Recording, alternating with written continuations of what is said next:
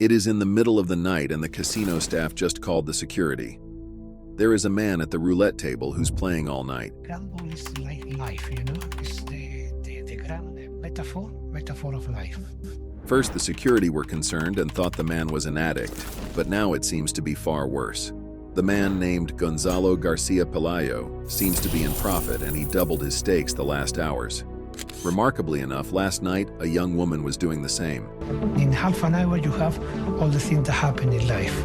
All the struggle, all the victories, the catastrophe. This is the shocking story of the family that beat Vegas roulette.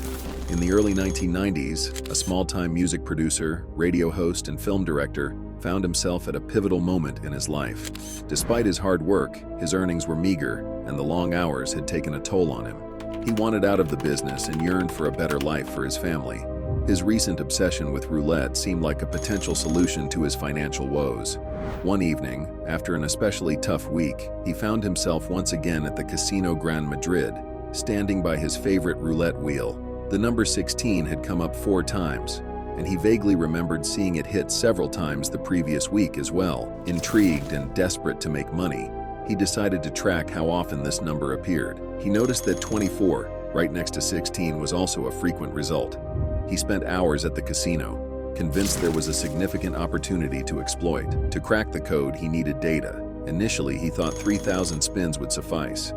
For the next 2 weeks after finishing his regular work, he spent 5 hours each night at the casino, meticulously recording the results.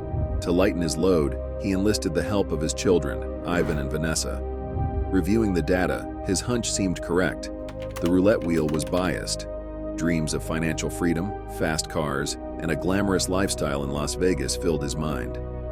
He quickly recruited more family members to record data from all the roulette wheels at the Casino Gran Madrid. They discovered different wheels had different biases, favoring certain numbers while others rarely appeared.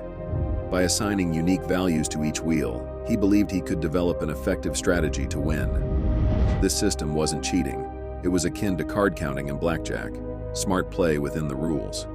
However, he knew the casino wouldn't like it. Undeterred, he was determined to gather more data to be absolutely certain of his edge. In gambling, short-term variance can obscure the bigger picture, so a large sample size was crucial. The entire family was now involved, aiming to collect over 30,000 results. For 5 or 6 hours a night, 6 family members sat by different roulette tables, documenting every spin.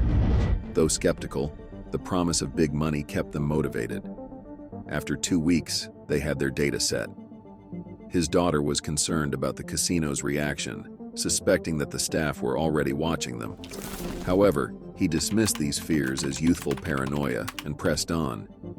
His strategy was sound, and he believed it would make them millionaires. But before we go further with the story, please take a moment to like this video if you want to know if Gonzalo Garcia-Pelayo's plan will make them millionaires or not. Also, don't forget to subscribe to our channel and turn on the notification bell to never miss a video.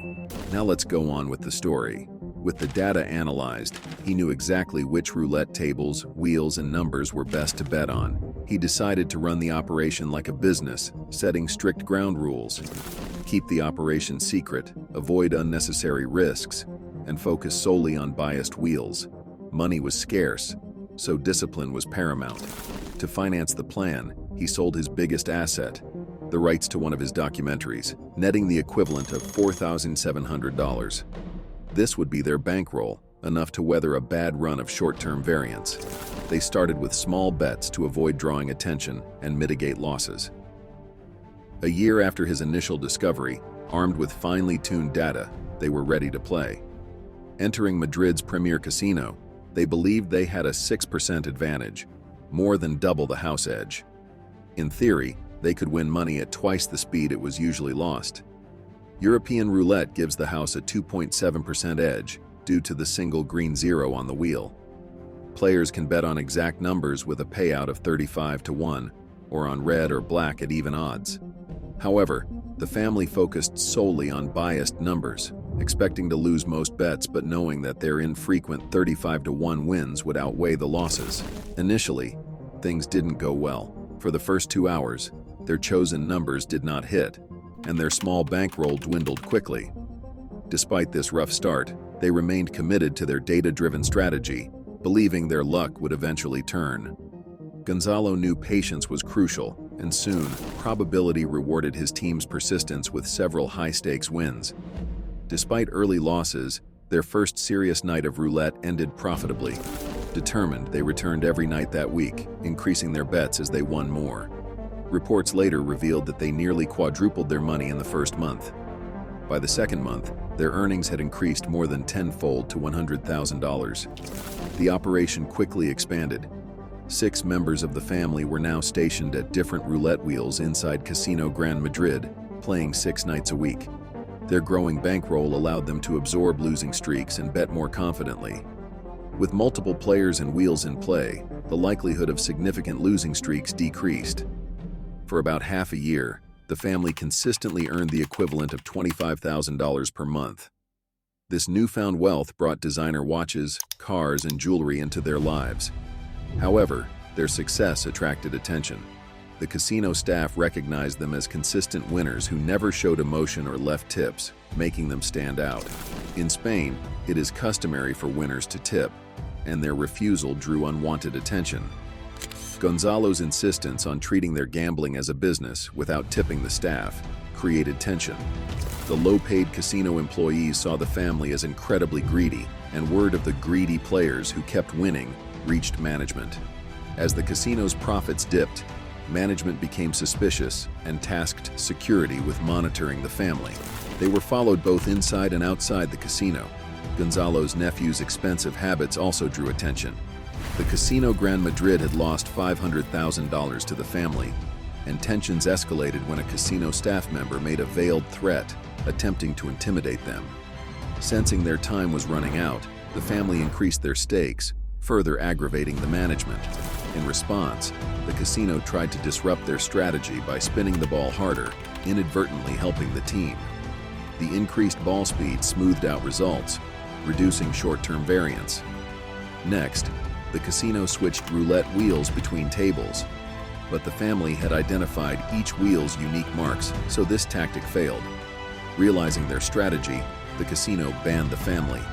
Despite a judge's ruling in their favor, the casino continued to expel them without repercussions. Disillusioned by the regulatory commission's inaction, Gonzalo felt betrayed. He had believed in a fair and open system but found himself at odds with entrenched interests.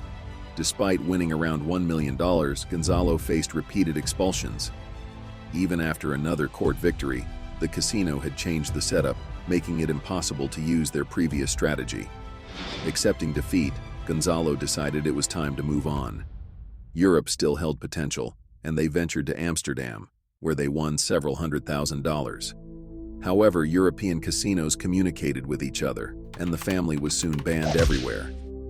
Their magic formula was now unusable as roulette wheels were regularly renewed, and casinos began demanding ID, marking the family as known players. Ultimately, the casino managed to protect its interests, and Gonzalo's once successful strategy was rendered ineffective. Despite their significant winnings, the family's run had come to an end, illustrating the relentless battle between gamblers and the house. Frustrated but undeterred, Gonzalo decided to make another attempt. He entered the casino, and security quickly confronted him. Citing the commission's ruling, he tried to defend his right to play, but the situation turned physical, and he was forcibly ejected. Undeterred, Gonzalo appealed again, and once more, the court ruled in his favor. However, upon his return, he found the casino had completely altered the setup. New roulette wheels, new tables, and different positions, effectively nullifying his strategy. Facing these challenges, Gonzalo made a bold decision to try their luck in Las Vegas. However, American roulette posed a new challenge with a higher house edge of 5.26% due to an additional green number on the wheel. This meant they could only win by playing the most biased wheels, making their task more difficult. In Vegas, the family adapted their approach. They allowed tipping, kept stakes modest initially, and increased them only towards the end of their trip. They also meticulously mapped out casino staff shift patterns to avoid detection and rotated players to prevent the same person from being noticed at a wheel. However, The relentless gambling took its toll on Gonzalo. Out of the blue, his legs gave way, and he collapsed. His family rushed to his aid, blowing their cover in the process. The casino staff quickly realized something was wrong. The high-stakes pressure and sleepless nights had caught up with Gonzalo. The family feared he had suffered a heart attack, but fortunately, it was just exhaustion and stress. After several years of beating the house and earning more than $1.5 million, Gonzalo faced his worst nightmare, giving up roulette. This was the story of Gonzalo Garcia-Pelayo. Please hit that like button if you enjoyed this video. Also, take a look